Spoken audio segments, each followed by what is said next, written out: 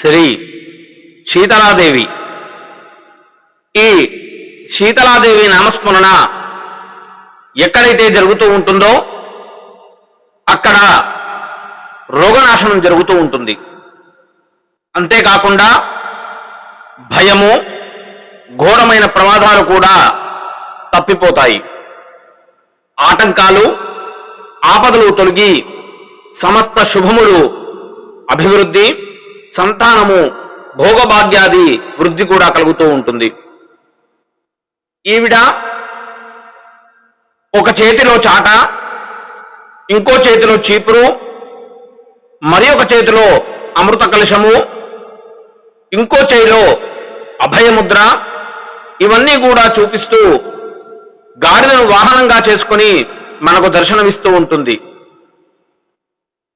దీనికి అర్థం ఏమిటి అంటే, అమ్మవారి చేతిలో ఉండే చాట మనలో ఉన్నటువంటి దుర్గుణాలను చెరిగి అవతల పారవేస్తుంది. చీపురు చెత్తను ఊడ్చివేసినట్లుగా అమ్మవారు మనలో ఉన్నటువంటి రోగాలు అనగా వ్యాధులను, అలాగే వాటికి మూలమైన ఆదులను కూడా అనగా మానసిక రోగాలను సైతం ఉపశమనం చేస్తుంది. అంటే చీపురుతో చెత్తను ఊడ్చివేసినట్లుగా శరీరంలో పేరుకుపోయిన రోగాలను, వాటికి కారణమవుతున్నటువంటి జీవుని ఖాతాలో ఉన్నటువంటి దుష్కర్మలను కూడా అమ్మవారు చీపురుతో ఒక పోగు చేసి చాటతో ఎత్తి పారవేస్తుంది. కర్మ తీసిన తర్వాత మనకు కావలసినది ఏమిటి? జ్ఞానం. అది ఆవిడ చేతిలో ఉన్నటువంటి కలశం ద్వారా మనకు అందుతుంది. అందులో గంగాజలం ఉంటుంది. గంగాజలం స్వచ్ఛతకు, పరిశుద్ధతకు, పవిత్రతకు, జ్ఞానానికి ప్రతీక. అమ్మవారు మనకు కర్మక్షయం చేసి జ్ఞానాన్ని ప్రసాదిస్తూ జీవితంలో ఏ భయము లేకుండా జీవించమని, అండగా తాను ఎప్పుడు ఉంటానని చెప్పడానికి ప్రతీకగా అభయహస్తం కూడా చూపిస్తూ ఉంటుంది. ఇక ఈ అమ్మవారి గురించి శివుడే స్తోత్రం చేసినట్లుగా మనకు స్కాంద పురాణంలో ఉంది. మన ధర్మం ప్రకారం రోగానికి మందు ఎంత అవసరమో మంత్రం కూడా అంతే అవసరం. ఎందుకంటే గతంలో చేసినటువంటి పాపాలే రోగాల రూపంలో మనల్ని బాధిస్తూ ఉంటాయి.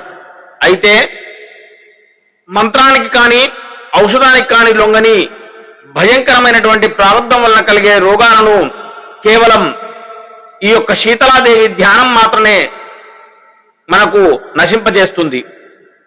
అంతటి తీవ్ర కర్మను భస్మం చేయడంలో తనకు శీతలాదేవి తప్ప వేరొక దేవత తెలియదని ఈశ్వరుడే అమ్మవారిని స్తుతించాడు.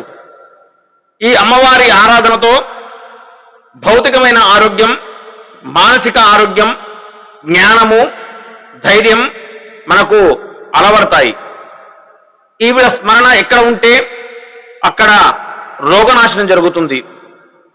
అంతేకాకుండా భయము తొలగిపోతుంది, ఘోరమైన ప్రమాదాలు కూడా తప్పిపోతాయి. అటువంటి అమ్మని మనం నిత్యం అర్చించాలి. ఈవిడ పార్వతీదేవి యొక్క అవతారం.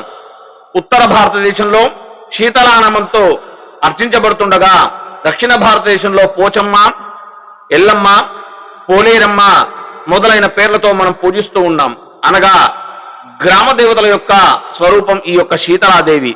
అందుకోసం ప్రతి ఒక్కరు కూడా వీలైనంత ఎక్కువగా శీతలాదేవిని ఆరాధిస్తూ అమ్మవారిని స్మరిస్తూ ఉండడం వలన ఎటువంటి రోగాలు జరగకుండా మనకు శరీరం ఆరోగ్యంగా ఉండి మన అందరం కూడా చాలా సుఖ సంతోషాలతో ఉంటాము. అందుకోసం శీతలాదేవిని ఎప్పుడు కూడా స్మరణం చేస్తూ ఉండాం. శుభం భూయాత్.